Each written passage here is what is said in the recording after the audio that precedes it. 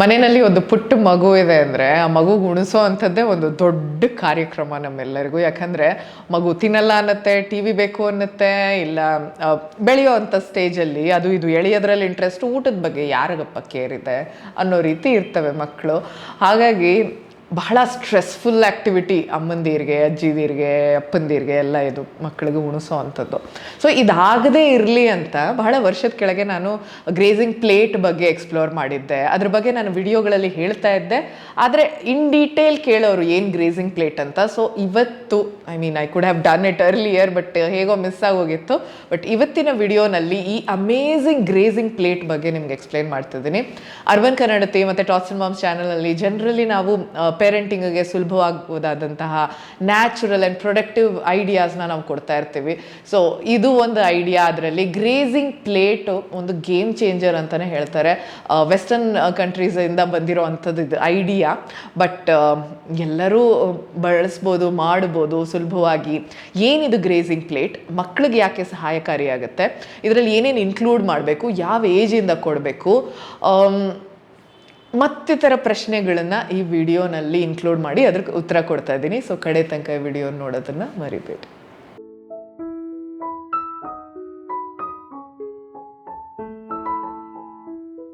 ನಮಸ್ಕಾರ, ನನ್ನ ಹೆಸರು ಕವಿತಾ, ನಿಮ್ಮ ಅರ್ಬನ್ ಕನ್ನಡತೆ ಮತ್ತು ಟಾಟ್ಸ್ ಆ್ಯಂಡ್ ಮಾಮ್ಸ್ ಫುಡ್ನ ಫೌಂಡರ್. ಈ ಚಾನಲ್ನಲ್ಲಿ ಶಿಶುಗಳು, ಮಕ್ಕಳು, ಮಹಿಳೆಯರಿಗೆ ಉಪಯುಕ್ತವಾದಂತಹ ಮಾಹಿತಿ ಸಿಗುತ್ತೆ. ಸಬ್ಸ್ಕ್ರೈಬ್ ಆಗಿಲ್ಲ ಅಂದರೆ ಪ್ಲೀಸ್ ಸಬ್ಸ್ಕ್ರೈಬ್ ಮಾಡ್ಕೊಳ್ಳಿ. ಶುರು ಮಾಡೋಣ ಬನ್ನಿ ಇವತ್ತಿನ ವಿಡಿಯೋ.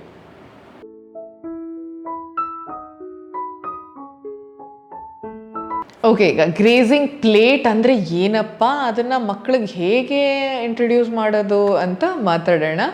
ಗ್ರೇಸಿಂಗ್ ಹೆಸರು ಕೇಳಿದ ತಕ್ಷಣ ಏನು ಜ್ಞಾಪಕ ಬರುತ್ತೆ ಹೇಳಿ? ಇಂಗ್ಲೀಷ್ ಪದದ ಅರ್ಥ ಮೇಯೋ ಅಂಥದ್ದು. ಗ್ರೇಸಿಂಗ್ ಅಂದರೆ ಮೇಯೋದು. ಈಗ ನಾವು ಹಸುನ, ಕರುನ ಮತ್ತು ಕುರಿ, ಮೇಕೆಗಳನ್ನೆಲ್ಲ ಎಲ್ಲಿ ಕರ್ಕೊಂಡು ಹೋಗ್ತೀವಿ? ಹುಲ್ಲು ಕಾವಲೆ ಕರ್ಕೊಂಡು ಹೋಗಿ ಬಿಡ್ತೀವಿ. ಏನು ಮಾಡ್ತವೆ? ಅಲ್ಲಿ ಹೋಗಿ ಅವು ಮೇಯ್ತವೆ. ಅವಕ್ಕೆ ಎಷ್ಟು ಬೇಕೋ ಅಷ್ಟು, ಅವಕ್ಕೆ ಯಾವಾಗ ಬೇಕೋ ಆವಾಗ. ನೀವು ಬೆಳಗ್ಗೆಯಿಂದ ದಿನದ ತನಕ ಕರ್ಕೊಂಡೋಗಿ ದಿನಪೂರ್ತಿ ಮೇಯ್ತಾ ಇರಲ್ಲ. ಅವಾಗ ಯಾವಾಗ ಆ ಪ್ರಾಣಿಗಳಿಗೆ ಆಹಾರ ಬೇಕು ಅಂದಾಗ ತಿಂತಾರೆ, ಆಟ ಆಡ್ತಾರೆ, ಓಡಾಡ್ತಾರೆ, ಅಲ್ಲಿ ನೋಡ್ತಾರೆ, ಇಲ್ಲಿ ನೋಡ್ತಾರೆ, ಮಧ್ಯದಲ್ಲಿ ತಿಂತಾರೆ. ಸೊ ಈ ಕಾನ್ಸೆಪ್ಟಲ್ಲಿ ಶುರುವಾಗಿರೋ ಅಂಥದ್ದು ಈ ಗ್ರೇಸಿಂಗ್ ಪ್ಲೇಟ್. ಅದನ್ನು ನಾವು ಮಕ್ಕಳಿಗೆ ಅನ್ವಯಿಸಿದ್ರೆ ಏನಾಗುತ್ತೆ, ಈಗ ಮಕ್ಕಳು ಅವ್ರಿಗೆ ಬೇಕಾದಾಗ ಅವ್ರಿಗೆ ಸುಲಭವಾಗಿ ಸಿಗೋ ರೀತಿನಲ್ಲಿಟ್ಟಾಗ ಅವರು ತಿನ್ನೋ ಅಂಥದ್ದನ್ನು ಗ್ರೇಸಿಂಗ್ ಪ್ಲೇಟ್ ಅಂತ ಕರಿಬೋದು. ಸೊ ಇದರಲ್ಲಿ ಏನು ಇಡ್ತೀವಿ, ಮಕ್ಕಳು ಅವರ ಏಜ್ಗೆ ಅನುಸಾರವಾಗಿ ಇಟ್ಟಂತಹ ಆಹಾರಗಳು ಈಸಿಯಾಗಿ ಅಪೀಲಿಂಗ್ ಆಗಿ ಕಾಣೋ ಅಂಥವು ಕೂಡ. ಸೊ ಮಕ್ಕಳು ಬಂದು ಅವ್ರಿಗೆ ಯಾವಾಗ ಬೇಕೋ ಅದನ್ನು ನಿಬಲ್ ಆನ್ ಮಾಡಿಕೊಂಡು ಹೊಸ ಆಹಾರನ ಟಚ್ ಮಾಡಿ, ಫೀಲ್ ಮಾಡಿ, ಎಕ್ಸ್ಪೀರಿಯನ್ಸ್ ಮಾಡಿ ಒಂದು ಒಳ್ಳೆ ಫುಡ್ ಜೊತೆಗೆ ರಿಲೇಷನ್ಶಿಪ್ ಶುರು ಮಾಡೋದಕ್ಕೆ ಇದು ಸಹಾಯಕಾರಿ. ಮತ್ತು ಇದು ಸೈಂಟಿಫಿಕ್ ರೀತಿಯಲ್ಲಿ ಇದನ್ನು ವೆಸ್ಟರ್ನ್ ಕಂಟ್ರೀಸಲ್ಲಿ ತುಂಬ ವರ್ಷಗಳಿಂದ ಫಾಲೋ ಮಾಡ್ತಿದ್ದಾರೆ. ನಮ್ಮಲ್ಲಿ ಇದನ್ನು ಅಷ್ಟಾಗಿ ಯಾರು ಮಾತಾಡಿದ್ದನ್ನು ನಾನು ನೋಡಿಲ್ಲ, ಹಾಗಾಗಿ ಇದ್ರ ಬಗ್ಗೆ detailed video.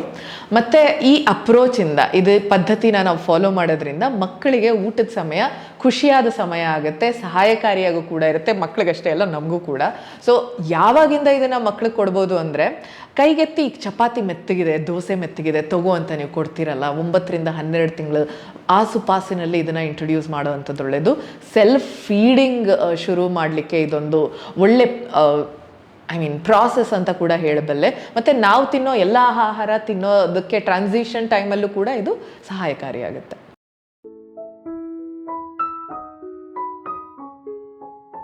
Okay, benefits of introducing grazing plates. ಇದನ್ನು ನಮ್ಮ ಮಕ್ಕಳಿಗೆ ಕೊಡೋದ್ರಿಂದ ಏನೇನು ಸಹಾಯ? ಒಂದು ಎನ್ಕರೇಜಸ್ ಇಂಡಿಪೆಂಡೆನ್ಸ್. ಈಗ ಶಿಶುಗಳಿಗೆ ಫಸ್ಟೇ ನೀವೇನು ತಂದ್ಕೊಡೋದಕ್ಕಿಂತ ಅವರೇ ಹೋಗಿ ಎತ್ಕೊಂಡು ಎಳ್ಕೊಂಡು ಆಟಾಡೋದು, ಆ ಇಂಡಿಪೆಂಡೆನ್ಸ್ ಅವ್ರಿಗಿಷ್ಟ. ಸೊ ಅವ್ರಿಗೆ ಎಲ್ಲಿ ಸುಲಭವಾಗಿ ಸಿಗಬಹುದು ಅಂಥ ಜಾಗದಲ್ಲಿ ಕೊಟ್ಟಾಗ ಅವರು ಮೋಟರ್ ಸ್ಕಿಲ್ಸ್ ಅವರಲ್ಲಿ ಡೆವಲಪ್ ಆಗುತ್ತೆ, ಮತ್ತು ಕಾನ್ಫಿಡೆನ್ಸ್ ಕೂಡ ಡೆವಲಪ್ ಆಗುತ್ತೆ. ಆಹಾರ ಹೇಗೆ ತಿನ್ಬೋದು, ಆಹಾರ ತಿನ್ನೋಕ್ಕೆ ಹೆದರ್ಕೋಬೇಕಾಗಿಲ್ಲ ಅನ್ನೋದು ಗೊತ್ತಾಗುತ್ತೆ.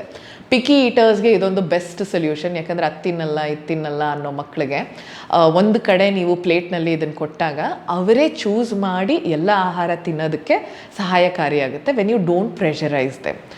ಮತ್ತು ಬ್ಯಾಲೆನ್ಸ್ಡ್ ನ್ಯೂಟ್ರಿಷನ್ ಕೂಡ ಇದರಲ್ಲಿ ಸಿಗಬಲ್ಲದು. ಈಗ ಮಕ್ಕಳು ನಾರ್ಮಲ್ ಊಟದ ಟೈಮಲ್ಲಿ ನೀವು ರಾಗಿ ಸರಿ ಅಂಥದ್ದೇ ಏನೋ ಕೊಡ್ತಿದ್ದೀರಾ, ಬಟ್ ಹಣ್ಣುಗಳು ತಿಂತಾ ಇಲ್ಲ, ತರಕಾರಿ ಸರಿಯಾಗಿ ತಿಂತಾ ಇಲ್ಲ, ಆ ಊಟದ ಮೇಜರ್ ನಿಮ್ಗೆ ಏನಿರುತ್ತೆ ಅದು ಬಟ್ಲಲ್ಲಿ ಕಲ್ಸ್ಕೊಂಡ್ಬಂದಿದ್ದನ್ನೆಲ್ಲ ತಿನ್ನಿಸ್ಬಿಡ್ಬೇಕು ಅಂತ. ಸೊ ಈ ಟೈಮಲ್ಲಿ ನೀವು ಇದನ್ನು ಪ್ರೋಟೀನ್ಗಾಗಲಿ ಏನೇನು ಐಡಿಯಾಸ್ ನಾನು ಮುಂದೆ ಹೇಳ್ತೀನಿ ಅಂಥದ್ದೆಲ್ಲ ಒಂದು ಸೇರಿ ಆ ತಟ್ಟೆನಲ್ಲಿ ನೀವು ಕೊಡ್ಬೋದು. ಆ್ಯಂಡ್ ಹೊಸ ಆಹಾರ ಇಂಟ್ರಡ್ಯೂಸ್ ಮಾಡೋದಕ್ಕೆ ಕೂಡ ಇದು ಬೆಸ್ಟ್ ವೇ. ಈಗ ಗೊತ್ತಿಲ್ಲದೆ ಇರೋ ಅಂಥ ಆಹಾರ ನಿಮಗೆ ಅನಿಸ್ತಾ ಇರುತ್ತೆ, ಅಯ್ಯೋ ತಿನ್ನುತ್ತೋ ಇಲ್ವೋ, ಮಗು ತಿಂತಾನೋ ಇಲ್ವೋ ಅಂತ ನಾವೇ ನೆಗೆಟಿವಿಟಿಲಿ ಕೊಡೋಕ್ಕಿಂತ ಅಷ್ಟು ಆಹಾರದ ಮಧ್ಯದಲ್ಲಿ ಇದೊಂದು ಇಟ್ಟು ಕೊಟ್ಟಾಗ may be they will like it. And perfect for busy days. ಈಗ ಒಂದಿನ ನಿಮಗೆ ಪುರ್ಸೊತ್ತೇ ಆಗಿಲ್ಲ, ಇಲ್ಲ ನಿಮ್ಗೆ ಹುಷಾರೇ ಇಲ್ಲ ಮಗುಗೆ ತಿನ್ಸ್ಕೊಂಡು ಕೂತ್ಕೊಳ್ಳಿಕ್ಕೆ, ಅವಾಗ 2-3 ಈ ಥರದ ಮನೇಲಿ ಯಾರಿದ್ದಾರೋ ಅವ್ರು ಅದನ್ನು ತಟ್ಟೆಲಿ ಇಟ್ಟಿಕೊಟ್ಟು ಒಂದು ಸ್ವಲ್ಪ ತಿಂದ್ರೆ ಆಯ್ತಲ್ವ, ಮಗು ಕಲ್ತಂಗೂ ಆಯಿತು, ನಿಮಗೂ ಸಹಾಯಕಾರಿ ಆಯಿತು.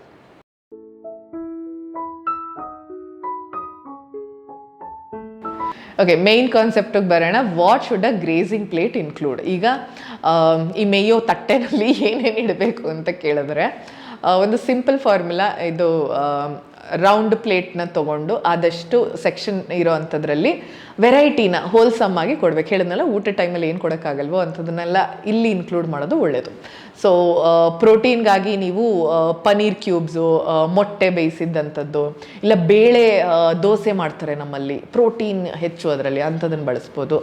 ವೆಜಿಟೇಬಲ್ಸ್ ಈಗ ಕ್ಯಾರೆಟ್ ಸ್ಟಿಕ್ಸು, ಸೌತೆಕಾಯಿ ಸ್ಲೈಸು ಅಥವಾ ಬಟಾಣಿನ ಬೇಯಿಸಿಟ್ಟು ಕೊಡ್ಬೋದು. ಮತ್ತು ಹಣ್ಣುಗಳಲ್ಲಿ ಬನಾನಾ ಕಟ್ ಮಾಡಿ ಕೊಡ್ಬೋದು, ಆ್ಯಪಲ್ ಸ್ಲೈಸಸ್ ಕೊಡ್ಬೋದು, ಮಾವಿನ ಹಣ್ಣು, ದಾಳಿಂಬೆ ಇಂಟ್ರಡ್ಯೂಸ್ ಮಾಡೋದಕ್ಕೂ ಇದು ಒಳ್ಳೆ ಮಾರ್ಗ. ಮತ್ತು ಗ್ರೇನ್ಸ್ ಅಥವಾ ಕಾರ್ಬೋಹೈಡ್ರೇಟ್ಸ್ ಮಕ್ಕಳಿಗೆ ಸಿಗಲಿಕ್ಕೆ ಒಂದು ಪೋರ್ಷನ್ ಆಫ್ ಇಟ್, ನಾವು ಆಲ್ರೆಡಿ ಕಾರ್ಬೋಹೈಡ್ರೇಟ್ಸ್ ಮೀಲಲ್ಲಿ ಇನ್ಕ್ಲೂಡ್ ಮಾಡಿದ್ದೀವಿ, ಒಂದು ಪುಟಾಣಿ ಪೋರ್ಷನಲ್ಲಿ ಮಿನಿ ಇಡ್ಲಿನೋ ದೋಸೆ ಚಪಾತಿನ ಕಟ್ ಮಾಡಿಬಿಟ್ಟು ರೋಲಿಯಾಗಿ ದಾರದ ಥರ ಕೊಡೋವಂಥದ್ದು ಮಾಡ್ಬೋದು. ಮತ್ತು ಒಂದನ್ನು ನಾನು ತುಂಬ ಇನ್ಸಿಸ್ಟ್ ಮಾಡ್ತೀನಿ, ನಿಮ್ಗೆ 1 ಐಟಮ್ 2 ಐಟಮ್ ಇಡೋಕ್ಕಾದರೂ ಇದನ್ನು ಮಾತ್ರ ಇಟ್ಟೇ ಇಡಿ. ಒಂದು ಬೌಲಲ್ಲಿ ಮೊಸರು ಅಥವಾ ಉಪ್ಪು ಮತ್ತು ಖಾರ ಕಮ್ಮಿ ಹಾಕಿರೋವಂಥದ್ದು ಚಟ್ನಿ ಅಥವಾ ಡ್ರೈ ಫ್ರೂಟ್ಸ್ ಪೌಡರ್ ತೊಗೊಂಡು ಅದನ್ನು ಮೊಸರಲ್ಲೇ ಮಿಕ್ಸ್ ಮಾಡಿಬಿಟ್ಟು, ಇಲ್ಲ ಮೊಸರು ಜೊತೆಗೆ ಒಂದು ಚಾಟ್ ಮಸಾಲ ಹಾಕ್ಬಿಟ್ಟು ಇದನ್ನು ಡಿಪ್ ಥರ ದಿನ ಕೊಡಿ. ಯಾಕಂದರೆ ನಮ್ಮ ಭಾರತೀಯ ಆಹಾರದಲ್ಲಿ ಹೆಚ್ಚಿಗೆ ನಾವು ಡಿಪ್ ಮಾಡಿ ತಿನ್ನೋದು. ಈಗ dosa, chutney, idli, sambar, I mean the list goes on ಅಲ್ವಾ. ಸೊ ಮಕ್ಕಳಿಗೆ ತಿನ್ನೋ ಅಭ್ಯಾಸ ಇಲ್ಲಿಂದಾನೇ, ಚಟ್ನಿ ಅಂಥದ್ದೆಲ್ಲ ತಿನ್ನೋ ಅಭ್ಯಾಸ ಇಲ್ಲಿಂದಾನೇ ಆಗುತ್ತೆ.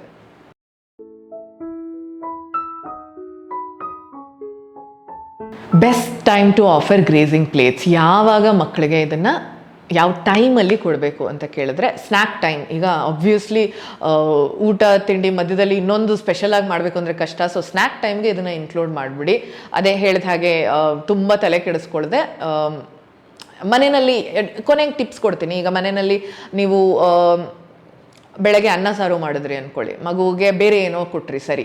ಸೊ ಅನ್ನ ಸಾರುನ ಕಲಿಸ್ಬಿಟ್ಟು ಒಂದಿಷ್ಟು ಉಂಡುಂಡೆ ಮಾಡಿ ಕೊಡ್ಬೋದು, ಚಿತ್ರಾನ್ನದ ಉಂಡೆ ಮಾಡಿಡ್ಬೋದು, ಚಪಾತಿನ ಹಾಗೆ ಕಟ್ ಮಾಡಿ ಕೊಡ್ಬೋದು, ನೆನ್ನೆದು ಒಂಚೂರು ಚಪಾತಿ ಇಟ್ಟು ಒಂಚೂರು ದೋಸೆ ಇಟ್ಟಿತ್ತು ಅಂದರೆ ಅದನ್ನು ಮಾಡಿ ಕೊಡ್ಬೋದು. So this is the best way. ಮತ್ತು ಇನ್ನೊಂದೇನೆಂದರೆ ಯಾವ ಟೈಮಲ್ಲಿ ಅಂತ ಮಾತಾಡ್ತಿದ್ದೀವಲ್ಲ, ಸೊ ಸ್ನ್ಯಾಕ್ ಟೈಮ್ ಆಯಿತು, ಪ್ಲೇ ಟೈಮ್. ಈಗೆಲ್ಲೋ ಕುತ್ಕೊಂಡು ಆಟ ಆಡ್ತಿದ್ದಾರೆ, ಸೊ ಅವರಿಗೆ ಆ ಟೈಮಲ್ಲಿ ಸೈಲೆಂಟಾಗಿ ಆಟ ಆಡ್ತಿರ್ತಾರೆ, ತುಂಬ ಬುದ್ಧಿ ಉಪಯೋಗಿಸ್ತಿರ್ತಾರೆ, ಶಕ್ತಿ ಉಪಯೋಗಿಸ್ತಿರ್ತಾರೆ, ಹಸಿವೆ ಆಗುತ್ತೆ. ಸೊ ಅವರಿಗೆಲ್ಲೋ ಹತ್ತಿರದಲ್ಲಿ ಸಿಗೋ ರೀತಿಯಲ್ಲಿ ಇಡಬಹುದು. ಮತ್ತು ಸೋಷಿಯಲ್ ಮೀಲ್ ಟೈಮ್ಸ್. ಈಗ ನಾವು ಜನರಲಿ ಎಲ್ಲರೂ ಒಟ್ಟಿಗೆ ಕೂತ್ಕೊಂಡು, ಈಗ ನೆಂಟರು ಬಂದರು, ಅವ್ರು ಬಂದರು, ಇಲ್ಲ ಮೂವಿ ಟೈಮು ಅಂದಾಗ ಜಂಕ್ ತಿನ್ನೋ ಬದಲು ನಾವು ಹೆಲ್ದಿ ತಿಂದು ಮಕ್ಕಳಿಗೆ ಅವ್ರ ಎದುರಿಗೆ ಇದನ್ನು ಇಟ್ಟಾಗ ನಾವು ಏನೋ ತಿಂತಾ ಇದ್ದೀವಿ, ಅವರು ಏನೋ ತಿಂತಾ ಇದ್ದಾರೆ ಅಂತ ಖುಷಿಯಾಗಿ ದೇ ವಿಲ್ ಎಂಜಾಯ್ ಇಟ್.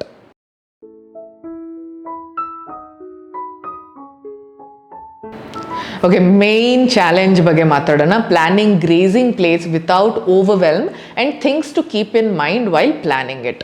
ಈಗ ಆಬ್ವಿಯಸ್ಲಿ ಕವಿತಾ ಇಷ್ಟೆಲ್ಲ ಹೇಳ್ಬಿಟ್ಟು ಭಯ ಆಗ್ತದೆ, 4-5 ವೆರೈಟಿ ಏನಿಡಬೇಕು, ಹೆಂಗಿಡಬೇಕು, ದಿನ ಮಾಡೋಕ್ಕಾಗುತ್ತೋ ಇಲ್ವೋ.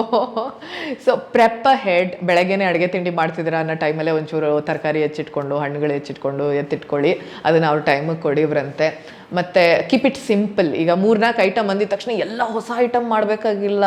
ಚಪಾತಿ ಕಟ್ ಮಾಡಿಬಿಟ್ಟು ಟ್ರಯಾಂಗಲ್ ಶೇಪಲ್ಲಿ ಇಡ್ಬೋದು, ಹಣ್ಣು ಸಣ್ಣ ಸಣ್ಣದು ದ್ರಾಕ್ಷಿ ಆಗಲಿ, ಒಂದು ಸ್ವಲ್ಪ ಏನಾದರೂ ಏನಪ್ಪ ಈಗ ಆಲೂ ಪರೋಟ ಮಾಡಿದಾಗ ನಾನು ಅದ್ರ ಒಳಗಡೆ ಫಿಲ್ಲಿಂಗ್ನ ಎತ್ತಿಟ್ಕೊಂಡು ಅದನ್ನೇ ಒಂದು ದಿನ ಸ್ನ್ಯಾಕ್ ಬಾಕ್ಸ್ಗೆ ಸ್ನ್ಯಾಕ್ ಅಂತ ಹಾಕ್ಬಿಡ್ತೀನಿ. ಸೊ ಈ ಥರ ಐಡಿಯಾಸ್ ತಲೆ ಒಂದು ಸ್ವಲ್ಪ ಜಾಸ್ತಿ ಬಳಸಿದ್ರೆ ಕೈ ಒಂದು ಸ್ವಲ್ಪ ಕಡಿಮೆ ಬಳಸಬೇಕಾಗುತ್ತೆ.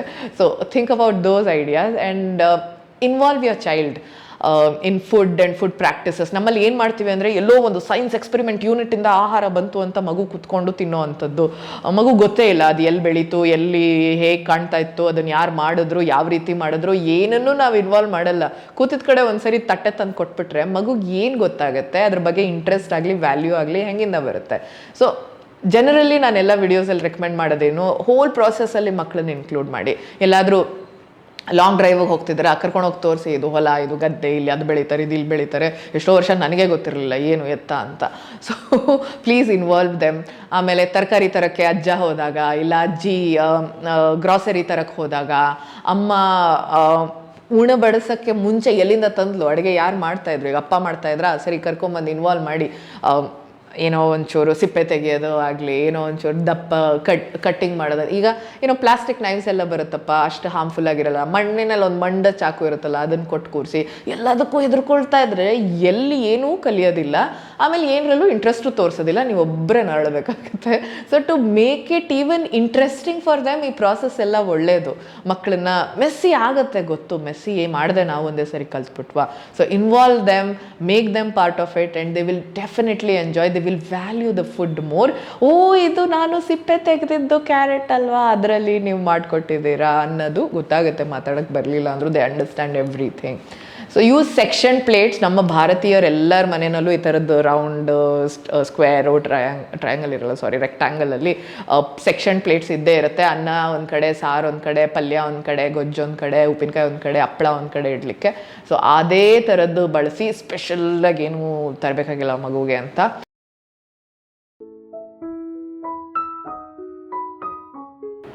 ಓಕೆ, ಈಗ things to keep in mind. ಮಗುಗೆ ಈ ಆಹಾರ ಕೊಡುವಾಗ, ಈ ಗ್ರೇಸಿಂಗ್ ಪ್ಲೇಟ್ ಅಥವಾ ಮೇಯೋ ತಟ್ಟೆ ಉಣಿ ಬಡಿಸುವಾಗ ಏನೇನು ತಲೆನಲ್ಲಿ ಇಟ್ಕೊಳ್ಬೇಕು. ಮೊದಲನೇದು ಏಜ್ ಅಪ್ರೋಪ್ರಿಯೇಟ್ ಆಹಾರ. ಈಗ ಕ್ಯಾರೆಟ್ನ 1.5-2 ವರ್ಷದ ಮಗುಗೆ ಕೊಟ್ಟರೆ ಹಾಗೆ ಗಟ್ಟಿದೆ ಕೊಟ್ಟರು ಮಗು ಸುಲಭವಾಗಿ ತಿನ್ನುತ್ತೆ. ಯಾಕಂದರೆ ಅಗಿಯೋ ಶಕ್ತಿ ಇದೆ, ಗೊತ್ತು ಹೆಂಗೆ ಅಗಿಬೇಕು. ಅದೇ ಚಿಕ್ಕ ಮಕ್ಳಿಗೆ ಕೊಟ್ಬಿಟ್ರೆ ಚೋಕಿಂಗ್ ಆಗೋ ಪ್ರಾಬ್ಲಮ್ ಇರುತ್ತೆ, ಗೊತ್ತಿಲ್ಲ ಮಗುಗೆ ತಿನ್ನೋದಕ್ಕೆ ಅಲ್ವಾ. ಸೊ ಸಾಫ್ಟಾಗಿ ಸ್ಟೀಮ್ ಮಾಡಿ ಅವ್ರಿಗೆ ಕೊಡಬೇಕು. ಸೊ ಎಷ್ಟು ಹಾರ್ಡ್, ಎಷ್ಟು ಸಾಫ್ಟ್, ಏಜ್ ಅಪ್ರಾಪ್ರಿಯೇಟ್ ಇರಬೇಕು. ಸೈಜ್ ಕೂಡ ಈಗ ಎಳೆ ಮಗುಗೆ ಫುಲ್ಲು ಮಾವಿನ ಹಣ್ಣು ಪೀಸ್ನ ಹಿಂಗೆ ಉದ್ದಕ್ಕೆ ಕೊಡಿ, ಆಯಿತಾ, ಕೈಯಲ್ಲಿ ಇಟ್ಕೊಂಡು ಹಿಂಗೆ ತಿನ್ನೋಕ್ಕೆ ಚಿಪ್ಪದಕ್ಕೆ. ಅದೇ ದೊಡ್ಡ ಮಕ್ಕಳಿಗೆ ಚಂಕ್ಸ್ ಮಾಡಿ ಕೊಡ್ಬೋದು, ಇಲ್ಲ ಪೂರ್ತಿ ಹಣ್ಣನ್ನೇ ಕೊಟ್ಟರು ಅವ್ರಿಗೆ ತಿನ್ನೋಕ್ಕೆ ಸಾಮರ್ಥ್ಯ ಇರುತ್ತೆ, ಗೊತ್ತಿರುತ್ತೆ. ಸೊ ಏಜ್ ಅಪ್ರಾಪ್ರಿಯೇಟ್ ಅದು. ಮತ್ತು ಬ್ಯಾಲೆನ್ಸ್ ಪ್ರಪೋರ್ಷನ್ ಇರಲಿ, ಪೋರ್ಷನ್ಸು. ಈಗ ಸುಮ್ಮನೆ ನೀವು ಒಂದೇ ಐಟಮ್ನ ಜಾಸ್ತಿ ತಿಂದರೆ ಚೆನ್ನಾಗಿ ಆಗ್ತಾನೆ, ಶಕ್ತಿ ಬರುತ್ತೆ, ದಪ್ಪ ಆಗ್ತಾನೆ ಅಂತ ಕೊಡೋದಲ್ಲ. ಎಲ್ಲ ಇಷ್ಟೇ ಕೊಡಿ, ತುಂಬ ಜಾಸ್ತಿ ಕೊಡಬೇಡಿ. ಊಟ ತಿಂದಿಲ್ಲ ಅದನ್ನು ಇಲ್ಲ ಹಾಕ್ಬಿಡ್ತೀನಿ ನಾನು ಅಂತ ಮಾಡೋಕ್ಕೆ ಹೋದರೆ ಓಡೋಗ್ತಾರೆ ಅಷ್ಟೇ. ಹೈಜೀನ್ ಒಂದು ಸ್ವಲ್ಪ ನೋಡ್ಕೊಳ್ಳಿ. ಅಲ್ಲಿ ಇಲ್ಲಿ ಏನೋ ಮುಟ್ಕೊಂಡು ಬಂದು ಎಲ್ಲ ಮಾಡಿದಾಗ, ಐ ಮೀನ್ ಮನೆಯಲ್ಲಿ ಸಣ್ಣ ಪುಟ್ಟ ಧೂಳು ಇಸ್ ಓಕೆ, ಇಮ್ಯುನಿಟಿಗೆ ಒಳ್ಳೆಯದು, ತಲೆ ಕೆಡಿಸ್ಕೋಬಾರ್ದು.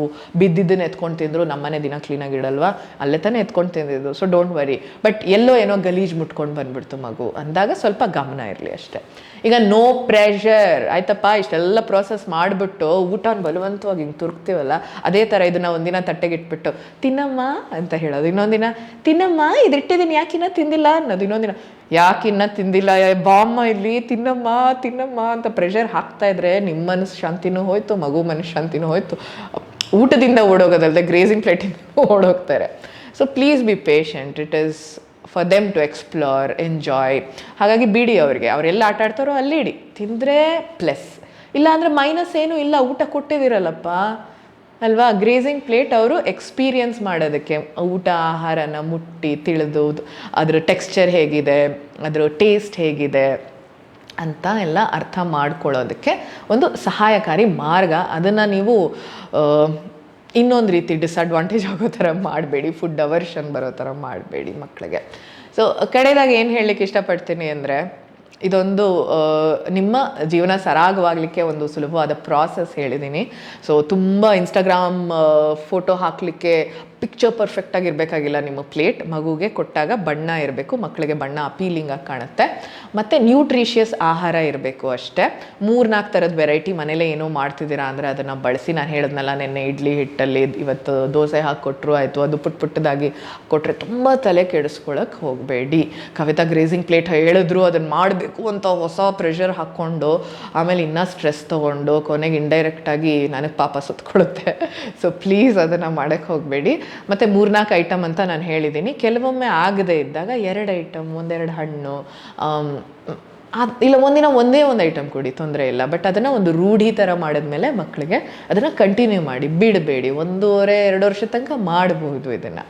ಮತ್ತು ಇವತ್ತು ನೀವು ಗ್ರೇಸಿಂಗ್ ಪ್ಲೇಟ್ನ ಟ್ರೈ ಮಾಡಿದ್ರೆ ನಾಳೆ ನಿಮಗೆ ಒಂದು ಸುಲಭವಾದ ಪ್ರಾಸೆಸ್ ಆಗುತ್ತೆ. ಮೀಲ್ ಟೈಮ್ ಊಟ ತಿನ್ಸೋವಾಗ ಬಲವಂತವಾಗಿ ಯಾವಾಗಲೂ ಜೀವನ ಪೂರ್ತಿ ತಿನ್ಸೋಕ್ಕಾಗತ್ತಾ? ನಾವೇ ಕೂತ್ಕೊಂಡು ತಿನ್ಸೋಕ್ಕಾಗತ್ತಾ? ಒಬ್ಬೊಬ್ಬರಂತೂ 3-4 ವರ್ಷ ಆದರೂ ಮಕ್ಕಳಿಗೆ ಹಿಡ್ಕೊಂಡು ತಿನ್ನಿಸ್ತಾ ಇರ್ತಾರೆ. ಅದಕ್ಕೆ ಅಂದ್ಕೊಂಡೆ okay, it is right time to make a video on grazing plate. ನಿಮ್ಗೆ ಈ ವಿಡಿಯೋ, ಈ ಕಾನ್ಸೆಪ್ಟ್ ಇಷ್ಟ ಆಯಿತು ಅಂತ ಭಾವಿಸ್ತೀನಿ.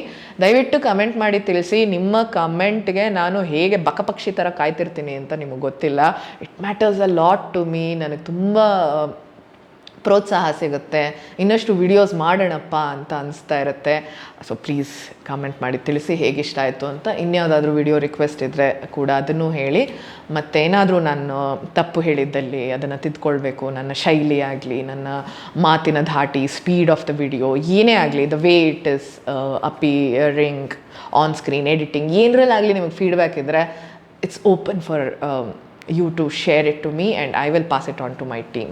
So please ಹೇಳಿ. ಮತ್ತು ನಮ್ಮ ಚಾನಲ್ನಲ್ಲಿ ರೆಗ್ಯುಲರಾಗಿ ಇದೇ ಥರ ವಿಡಿಯೋಸ್ ಆಗ್ತಿರ್ತೀನಿ. ಈಗ ಈ ವಿಡಿಯೋ ನೋಡಿದ ಮೇಲೆ ನಿಮಗೆ ಸ್ನ್ಯಾಕ್ಗೆ ಏನು ಕೊಡ್ಬೋದು ಅಂತ ಯೋಚನೆ ಮಾಡ್ತಿದ್ದೀರಾ ಅಂದರೆ, I am sharing snack recipes for babies and kids ಅನ್ನೋ ಒಂದು ಪ್ಲೇ ಲಿಸ್ಟ್ ಫುಲ್ ಒಂದಷ್ಟು ವಿಡಿಯೋಸ್ ಬಂದುಬಿಡುತ್ತೆ. ಇಲ್ಲ blog.totsandmoms.comಗೆ ಹೋಗಿ ಸ್ನ್ಯಾಕ್ ಅಂತ ಸೆಕ್ಷನ್ ಕ್ಲಿಕ್ ಮಾಡಿದ್ರೆ ಅಲ್ಲೂ ಕೂಡ ರೆಸಿಪೀಸ್ ಕಾಣುತ್ತೆ ನಿಮಗೆ. ಸೊ ಅದನ್ನು ನೋಡಿ. ಮತ್ತು ನಮ್ಮಲ್ಲಿ ಹೆಚ್ಚು ನಾವು ಮಕ್ಕಳಿಗೆ ಕಾರ್ಬೋಹೈಡ್ರೇಟ್ಸ್ನ ಕೊಡ್ತೀವಿ ಅಂತ ತುಂಬ ಹೇಳ್ತಾ ಇರ್ತೀನಿ ನಾನು. ಸೊ ಎಲ್ಲ ಥರದ್ದು ಹೋಲ್ಸಮ್ ಆಹಾರ ಕೊಡಿ ಅಂದರೆ, ಈ ನಡುವೆ ಇದ್ದಕ್ಕಿದ್ದಂತೆ ಏನೋ ಎಲ್ಲರೂ ಪ್ರೋಟೀನ್ ಅಂತ ತುಂಬ ಮಕ್ಕಳಿಗೆ ಕೊಡ್ತಿದ್ದಾರೆ. But healthy fats are equally important for growing children. ಅವರ ಬುದ್ಧಿ ಬೆಳವಣಿಗೆಗೆ, ಅವರ ಮಸ್ಕ್ಯುಲರ್ ಗ್ರೋತ್ಗೆ, ಸ್ಟೆಬಿಲಿಟಿ, ಆಪ್ಟಿಮಲ್ ಗ್ರೋತ್ ಎಲ್ಲದಕ್ಕೂ ಹೆಲ್ದಿ ಫ್ಯಾಟ್ಸ್ ಭಾಳ ಮುಖ್ಯ. ಕೊಬ್ಬಿನ ಅಂಶ ಅವರ ದೇಹಕ್ಕೆ ಮುಖ್ಯ, ಆಯಿತಾ? ಈಗ ಕಾರ್ಬೋಹೈಡ್ರೇಟು, ಪ್ರೋಟೀನ್ ಸಿಕ್ಬಿಟ್ರೆ ದಪ್ಪ ಆಗಿಬಿಡ್ತಾರೆ. ಬಟ್ ಫ್ಯಾಟ್ ಕೊಟ್ಬಿಟ್ರೆ ಅವ್ರಿಗೆ ಹೇಗೆ ಕೊಡೋದು ಅನ್ನೋದ್ರ ಬಗ್ಗೆ ಏನಾದರೂ ಡೌಟ್ ಇದ್ದರೆ ಈ ವಿಡಿಯೋನಲ್ಲಿ ಇನ್ ಡೀಟೇಲ್ ಮಾಹಿತಿ ಕೊಟ್ಟಿದ್ದೀನಿ. ಹೆಲ್ದಿ ಫ್ಯಾಟ್ಸ್ ಅಂದರೆ ಏನು, ಮಕ್ಕಳಿಗೆ ಯಾಕೆ ಮುಖ್ಯ, ಯಾವ ರೀತಿ ಕೊಡಬೇಕು, ಅದರ ಸ್ರೋತಗಳು ಏನೇನು, ಸೋರ್ಸಸ್ ಏನೇನು ಅನ್ನೋದ್ರ ಬಗ್ಗೆ. So check that as well. ಮತ್ತು ಮುಂಚೆನೇ ಹೇಳ್ದಂಗೆ ನಾನು ಟಾಟ್ಸ್ ಆ್ಯಂಡ್ ಮಾಮ್ಸ್ ಫುಡ್ಸ್ನ ಫೌಂಡರ್. ನಮ್ಮಲ್ಲಿ ಶಿಶು ಆಹಾರ, ಮಕ್ಕಳ ಆಹಾರ, ಮಹಿಳೆಯರಿಗೆ ಸುಲಭವಾಗಿ ನ್ಯೂಟ್ರಿಷನ್ ಸಿಗ್ಬೋದಾದಂತಹ ಆಹಾರಗಳನ್ನ ನಾವು 10 ವರ್ಷದಿಂದ ಮಾಡ್ಕೊಳ್ತಾ ಬರ್ತಿದ್ದೀವಿ. ಈಗಷ್ಟೇ 1-1.5 ವರ್ಷದಲ್ಲಿ ನಾವು ನಮ್ಮ ಫ್ಯಾಕ್ಟ್ರಿನ ಮೈಸೂರಿಗೆ ಶಿಫ್ಟ್ ಮಾಡಿದ್ವಿ. ಅದ್ರ ಬಗ್ಗೆ ವಿಡಿಯೋಸ್ ಹಾಕ್ತಾ ಇರ್ತೀನಿ, ನೀವೆಲ್ಲ ನೋಡಿ ಖುಷಿ ಪಡ್ತೀರಾ. ಸೊ ರಾಸಾಯನಿಕ ರಹಿತ, ಪ್ರಾಕೃತಿಕ ಆಹಾರ ನಾವಿಲ್ಲಿ ಸಿದ್ಧ ಮಾಡ್ತೀವಿ. ನಮ್ಮ ಅಮ್ಮ, ಅಜ್ಜಿ ಎಲ್ಲ ಯಾವ ಥರ ಶುದ್ಧವಾದ ಆಹಾರ ಮನೆಯಲ್ಲಿ ಮಾಡಿ ಮಕ್ಕಳಿಗಾಗಿ ಸ್ಪೆಷಲಾಗಿ ಕೊಡ್ತಾಯಿದ್ರು ಅಂಥ ಆಹಾರಗಳು. ಸೊ ಶಿಶುಗಳಿಗೆ ಸರಿ ಆಹಾರ, ವಡ್ರಾಗಿ ಹಿಟ್ಟು, ಮೊಳಕೆ ರಾಗಿ ಸರಿ, ಆ ಥರದ್ದೆಲ್ಲ ಈ ಬ್ಯುಸಿ ಲೈಫಲ್ಲಿ ಹೇಗಪ್ಪ ನಾವು ಮಾಡೋ ಒಂದು ಹೇಗೆ ನ್ಯಾಚುರಲ್ಲಾಗಿ ಆಹಾರ ಕೊಡೋದು. ಯಾಕಂದರೆ ಮಾರ್ಕೆಟಲ್ಲಿ ಸಿಗೋದ್ರಲ್ಲೆಲ್ಲ ಕೆಮಿಕಲ್ ಇರುತ್ತೆ ಅಂತ ಯೋಚನೆ ಮಾಡೋದಾದರೆ this is the right place to buy food. Dry fruits powder, weight ಗೇನ್ಗೆ ಮಕ್ಕಳಿಗೆ dry fruit powder, nuts and seeds powder ಇದೆ. ಬಾದಾಮಿ, ಗೋಡಂಬಿ, ಪಿಸ್ತಾ, ಅಖ್ರೋಟು, ವಾಲ್ನಟ್ ಎಲ್ಲ ಹಾಕಿರ್ತೀವಿ ಅದರಲ್ಲಿ. ಸ್ಯಾಫ್ರಾನ್ ಕೂಡ, ಕೇಸರಿ ಕೂಡ ಹಾಕಿರೋ ಅಂಥದ್ದುಂಟು. ಸೊ ಡಿಟೇಲಾಗಿ ಒಂದ್ಸರಿ ನಮ್ಮ ವೆಬ್ಸೈಟ್ ಹೋಗಿ ಚೆಕ್ ಮಾಡಿ. ದೊಡ್ಡ ಮಕ್ಕಳಿಗೆ ಡ್ರಿಂಕ್ ಮಿಕ್ಸಸ್ಸು, ಈಗ ಸಚಿನ್ ತೆಂಡೂಲ್ಕರ್ ಆ ಥರದ್ದೆಲ್ಲ ಸೆಲೆಬ್ರಿಟಿಗಳೆಲ್ಲ ತುಂಬ ಪ್ರಮೋಟ್ ಮಾಡಿ ಇಂಡಿಯಾನಲ್ಲಿ ಅನ್ಹೆಲ್ತಿ ಡ್ರಿಂಕ್ ಮಿಕ್ಸಸ್ಸು ರೂಢಿ ಆಗಿಬಿಟ್ಟಿದೆ. ಈಗ ಅದನ್ನೆಲ್ಲ ತಂದು ಕುಡಿತಿರಲ್ಲ, ಒಂದಿನ ಅದರ ಇಂಗ್ರೀಡಿಯೆಂಟ್ಸ್ ತಿರುಗಿಸ್ ನೋಡಿ ಯಾವ ಮಟ್ಟದಲ್ಲಿ ಅದರಲ್ಲಿ ಹೆಲ್ತ್ಗಿಂತ ಜಾಸ್ತಿ ಸಕ್ಕರೆ ಇದೆ, ಕೆಮಿಕಲ್ ಇದೆ, ಕಣ್ಣು ಕಾಣದೇ ಇರೋ ಸೈಜಲ್ಲೆಲ್ಲ ಏನೇನೇನೇನೋ ಬರೆದಿರ್ತಾರೆ. ಸೊ ಇದೆಲ್ಲ ನೋಡಿ ಇದರಿಂದ ಈ ಸೈಕಲಿಂದ, ಈ ಪ್ರಾಬ್ಲಮಿಂದ ಹೊರಬರಬೇಕು ಅನ್ನೋ ನಿಟ್ಟಿನಲ್ಲಿ ಟಾಟ್ಸ್ ಆ್ಯಂಡ್ ಮಾಮ್ಸ್ ಪ್ರಾಡಕ್ಟ್ ಅಥವಾ ಬ್ರ್ಯಾಂಡ್ ಶುರುವಾಗಿದ್ದು. ಸೊ ನಮ್ಮಲ್ಲಿ 4 ರೀತಿಯಲ್ಲಿ ಡ್ರಿಂಕ್ ಮಿಕ್ಸಸ್ ಇದೆ. Almond and dates drink mix, ಅದರಲ್ಲಿರೋದು 3 ಇಂಗ್ರೀಡಿಯೆಂಟ್ಸ್ ಅಪ್ಪ: ಬಾದಾಮಿ, ಗೋಡಂಬಿ, ಬೆಲ್ಲ, ಆರ್ಗ್ಯಾನಿಕ್ ಬೆಲ್ಲ, ಆರ್ಗ್ಯಾನಿಕ್ ಮಂಡ್ಯದಿಂದ ತರಿಸಿದ್ದಂಥದ್ದು. ಮತ್ತು ಚಾಕೋ ಡೇಟ್ಸ್ ಡ್ರಿಂಕ್ ಮಿಕ್ಸ್. ಅದರಲ್ಲಿ ಖರ್ಜೂರ ಇದೆ, ಬೆಲ್ಲ ಇದೆ, ಬಾದಾಮಿ ಇದೆ, ಮತ್ತು cocoa powder, natural cocoa powder ನಾವು ಕೇರಳದಿಂದ ತರಿಸ್ತೀವಿ. ಸೊ ಈ ಥರದ ಮೊಳಕೆ ರಾಗಿಯಿಂದ ಮಾಡಿರೋಂಥ ರಾಗಿ ಆಲ್ಮಂಡ್ ಡ್ರಿಂಕ್ ನಮ್ಮ ಹಿರಿಯರೆಲ್ಲ ಮಾಡಿ ಬಟ್ಟೆನಲ್ಲಿ ತೆಗೆದು ಇಡ್ತಿದ್ರಲ್ಲ, ಆ ಥರ ಮಾಡಿ ಕೊಡ್ತೀವಿ. ಅದು ಅಮೇಝಿಂಗ್ ಟೇಸ್ಟ್ ಅಪ್ಪ. ಯಾಕೋ ಎಲ್ಲರೂ ಬಾದಾಮ್ ಡ್ರಿಂಕು, ಚಾಕೋ ಡ್ರಿಂಕ್ ಪ್ರಿಫರ್ ಮಾಡ್ತಾರೆ. ಇದು ತುಂಬ ಡಿಲಿಷಿಯಸ್. ಪ್ಲೀಸ್ ಒಮ್ಮೆ ಟ್ರೈ ಮಾಡಿ ನೋಡಿ ಇದನ್ನು. ಮತ್ತು ಮಿಲೆಟ್ ಜಾಗರಿ ಕುಕೀಸ್ ಇದೆ. ಮಹಿಳೆಯರಿಗೆ, ಹೆಣ್ಮಕ್ಳು ದೊಡ್ಡವರಾಗಿರೋ ಟೈಮಲ್ಲಿ ಮೆಂತೆ ಹಿಟ್ಟು ಭಾಳ ಒಳ್ಳೇದು, ಅದಿದೆ. ಮಿಲೆಟ್ ಲಡ್ಡು ಮಿಕ್ಸಸ್ ಇದೆ ನಮ್ಮಲ್ಲಿ. ಮತ್ತು ಮಹಿಳೆಯರಿಗೆ ಪ್ರೆಗ್ನೆನ್ಸಿ ಮತ್ತು ಪೋಸ್ಟ್ಪಾರ್ಟಮ್ ಉಪಯುಕ್ತ ಆಗುವಂತಹ iron, calcium and folic cookies ಇದೆ. ಇದನ್ನೆಲ್ಲ ನೀವು ಟಾಟ್ಸ್ ಆ್ಯಂಡ್ ಮಾಮ್ಸ್ ವೆಬ್ಸೈಟಲ್ಲಿ ಚೆಕ್ ಮಾಡ್ಬೋದು. ಇಲ್ಲಿ ಮೆಂಬರ್ಶಿಪ್ಗೆ ಡಿಸ್ಕೌಂಟ್ಸ್ ಕೂಡ ಸಿಗ್ತಾ ಇರುತ್ತೆ. ಸೊ ಪ್ಲೀಸ್ ಅಲ್ಲಿ ಹೋಗಿ ನೋಡಿ. ಅಥವಾ ಸುಲಭ ನಿಮಗೆ ಅಂದರೆ Amazon, Flipkart, FirstCry, BigBasket, Meesho, ಅಲ್ಲೂ ಕೂಡ ನಮ್ಮ ಪ್ರಾಡಕ್ಟ್ಸ್ ಇದೆ. 10 ವರ್ಷದಿಂದ ನಡೆಸ್ಕೊಂಡು ಬರ್ತಾ ಇರೋ ಬ್ರ್ಯಾಂಡ್. ಆಲ್ಮೋಸ್ಟ್ 2 ಮಿಲಿಯನ್ ಕಸ್ಟಮರ್ಸ್, ಭಾರತೀಯರು ಮತ್ತು ಹೊರದೇಶದಲ್ಲಿರುವಂಥ ಭಾರತೀಯರು ಕೂಡ ತರಿಸ್ಕೊಂಡು ನಮ್ಮ ಪ್ರಾಡಕ್ಟ್ಸ್ನ ಯೂಸ್ ಮಾಡ್ತಾರೆ. ಬಹಳ ಖುಷಿ ಇದೆ, ಬಹಳ ಹಿರಿಮೆ ಇದೆ. ಆಲ್ ವುಮೆನ್ ಫ್ಯಾಕ್ಟ್ರಿ ಯೂನಿಟ್ ನಮ್ಮದು. ಸೊ ಅವರು ಬಹಳ ಖುಷಿಯಿಂದ, ಬಹಳ ಹೈಜಿನಿಕ್ ಆಗಿ, ಪ್ರೀತಿಯಿಂದ all standards of FSI follow ಮಾಡಿ ಮಾಡೋವಂಥದ್ದು. ಸೊ ಪ್ಲೀಸ್ ಚೆಕ್ ಮಾಡಿ. ಬಹಳ ಯಾಕೆ ಹೇಳ್ತಾ ಇದ್ದೀನಿ ಅಂದರೆ, ತುಂಬ ಜನ ಡೀಟೇಲಾಗಿ ಗೊತ್ತಿಲ್ಲ, ಟಾಟ್ಸ್ ಆ್ಯಂಡ್ ಮಾಮ್ಸ್ ಏನು ಅಂತಲೇ ಗೊತ್ತಿಲ್ಲ. ಅರ್ಬನ್ ಕನ್ನಡತಿ ಚಾನಲ್ ಅಷ್ಟೇ ಗೊತ್ತು, ಬಟ್ ಗೊತ್ತಿದ್ದಿದ್ರೆ ನಾನು ತರಿಸ್ಕೊಳ್ತಿದ್ದೆ ಅಂತ ಹೇಳ್ತಾರೆ. ಹಾಗಾಗಿ ಹೇಳಿದೆ. So I really hope you like this. I mean like ಆ ಪ್ರಾಡಕ್ಟ್ಸ್. ರಿವ್ಯೂಸ್ ನೋಡಿಬಿಟ್ಟು ತೊಗೊಳ್ಳಿ. ಆ್ಯಂಡ್ ವಾಪಸ್ ವಿಡಿಯೋಗೆ ಬಂದರೆ, ವಿಡಿಯೋ ನಿಮ್ಗೆ ಇಷ್ಟ ಆಯಿತು ಅಂತ ಭಾವಿಸಿದ್ರೆ ಕಮೆಂಟ್ ಮಾಡಿ. ಮತ್ತೆ ಇನ್ನೊಮ್ಮೆ ಸಿಗೋಣ ಇನ್ನೊಂದು ವಿಡಿಯೋನಲ್ಲಿ. ಅಲ್ಲಿ ತನಕ ನಮಸ್ಕಾರ, ಟೇಕ್ ಕೇರ್ ಅಂಡ್ ಬಾಯ್.